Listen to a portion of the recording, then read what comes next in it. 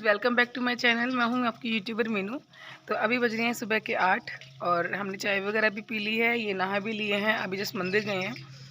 तो इतनी देर मैंने झाड़ू निकाल लिया और सफाई भी कर ली है, पोछा नहीं लगाया, सुबह सुबह कौन लगाए। तो आज मेरे हस्बैंड की फरमाइश है कि मैं सुबह सुबह उनके साथ मेडिकल में जाऊँ।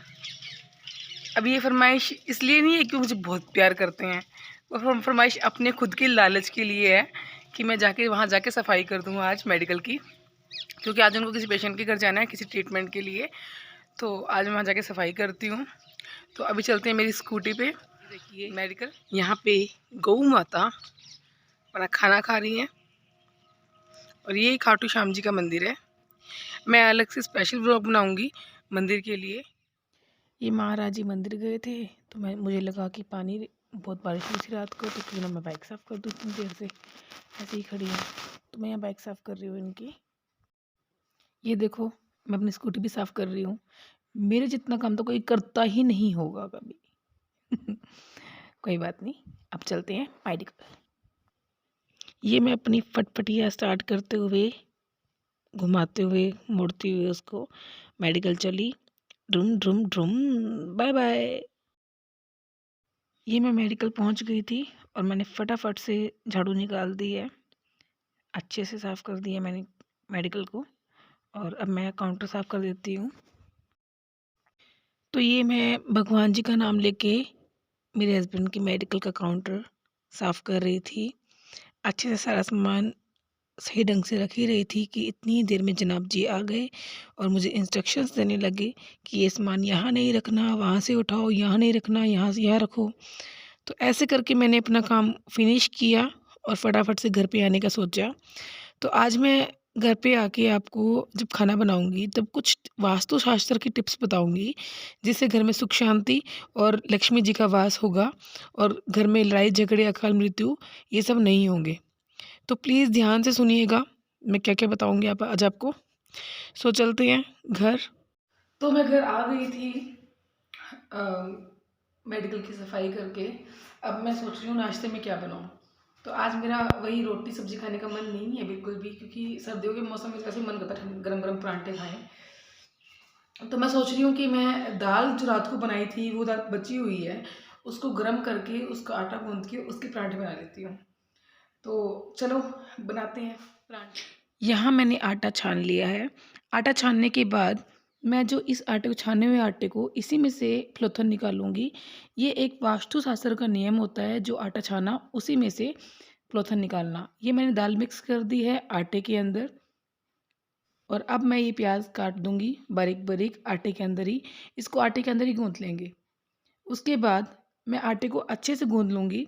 नमक मिर्च भी डालना था इसके अंदर, वो मैंने डाल दिया है। आटे को अच्छे से गूंद लूँगी। परात पे कभी भी आटा नहीं लगना चाहिए आटा गूंदते वक्त।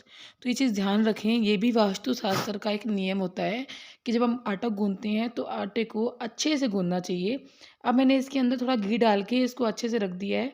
तवा रख दिया है, तवे पे घी रख दिया ताकि घी थोड़ा गर्म हो जाए, आटे पे लगाने में आसानी, परांठे पे लगाने में आसानी हो।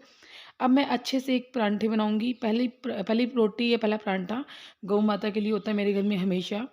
अब इसके बाद मैंने परांठे को अंदर घी फिल करके भी बनाया है और सिंपल परांठे भी बनाए हैं। इन दोनों परांठों में ज़्यादा फ़र्क नहीं होता है, क्योंकि दाल के परांठे वैसे भी सॉफ्ट बनते हैं। ठीक है, तो अब मैं आपको बताती हूँ कुछ नियम जो हमें किचन में हमेशा यूज़ करने चाहिए। तो पहला नियम है, रसोई में कभी भी झाड़ू या पोछा ना रखें। इससे हमारी अन्नपूर्णा माता नाराज़ होती हैं। कोई भी गंदगी हमें अपने किचन में नहीं रखनी चाहिए, लाइक डस्टबिन, कोई झाड़ू, कोई पोछा। दूसरा टिप है, नमक को हमेशा कांच के बर्नी में ही रखना चाहिए। तीसरा टिप है, सूरज छिपने के बाद कभी भी पड़ोसी या किसी को भी घी, दही और दूध नहीं देना चाहिए। चौथी टिप है, रात को खाना खाने के बाद तवे को अच्छे से धोकर ही रखें, क्योंकि जिसमें हम खाना खाते हैं उसी को धो के नहीं रखेंगे, वही देता है हमें अंदर, सब कुछ हमारा तवा ही होता है। जिस घर में तवा नहीं होता उस घर में रोटी बनाने का भी कोई साधन नहीं होता।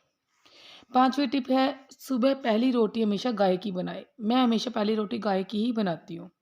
छठी टिप है, तवा छुपा कर रखें। मैं हमेशा खाना बनाने के बाद तवा छुपा कर ही रखती हूँ।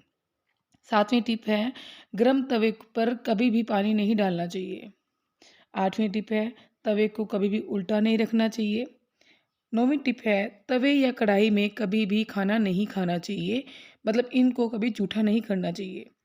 10वीं टिप है, रोज़ाना चकले और बेलन को धोना चाहिए।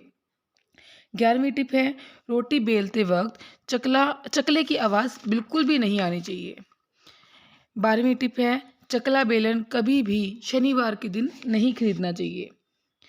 13वीं टिप है, आटे के बर्तन में कभी भी चकला और बेलन नहीं रखने चाहिए। 14वीं टिप है, रसोई की टैप या घर की कोई भी टैप टूटी टपकनी नहीं चाहिए, इससे घर में बरकत नहीं होती है, ये शायद आप सबको पता होगा। 15वीं टिप है कि अगर हो सके तो सुबह सुबह नहा के ही हमें किचन में आना चाहिए।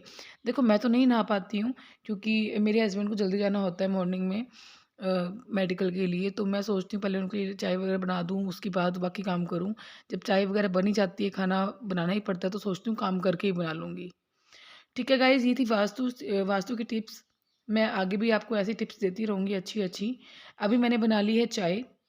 अब मैं अदरक कूट रही हूँ और अदरक कूटते वक़्त मैं अपनी आँखों को छिपाने की कोशिश कर रही हूँ, क्योंकि जब भी मैं अदरक कूटती हूँ मेरी आँख में 100% एक बूँद गिर ही जाती है उछल के अदरक के रस की। तो मैं ये छुपा-छुपा के अदरक कूटती हूँ और मेरी किचन सीरियसली बहुत गंदी हो रखी है, तो मैं किचन की सफाई करूँगी। रोज़-रोज़ आप लोगों को एक ही व्लॉग दिखा के आप लोगों को मैं बोर नहीं करना चाहती। तो मैं अभी सफाई कर लेती हूँ किचन की, अच्छे से नहा धो लेती हूँ और आपकी इस वीडियो को एडिटिंग करती हूँ। ये जब मैं चाय लेके आई तो ये महाराज जी परांठों के ऊपर टूट पड़े थे। तो उन्होंने मेरा वेट भी नहीं किया और मैंने पूछा कि परांठे कैसे बने हैं, तो उन्होंने कहा बहुत अच्छे बने हैं। तो ऐसे ही मुझे अपना प्यार बाँटते रहिएगा। छोटे बच्चों को भी प्यार देना, बड़ों की इज़्ज़त करना। तो ठीक है, कल मिलते हैं नए व्लॉग के साथ। Bye bye.